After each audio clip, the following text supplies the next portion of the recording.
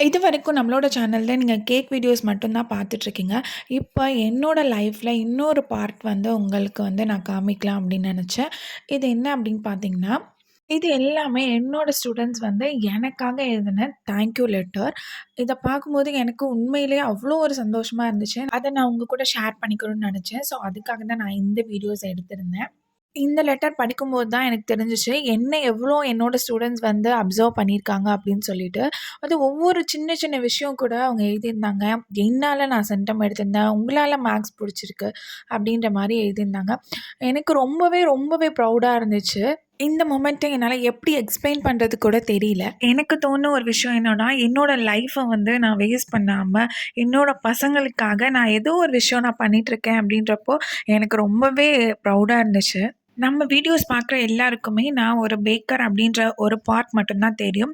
ஆக்சுவலா நான் என்னோட ப்ரொஃபஷன் டீச்சிங் தான். பேக்கிங்கும் என்னோட பேஷன் தான். 2மே எனக்கு ஒண்ணு தான்.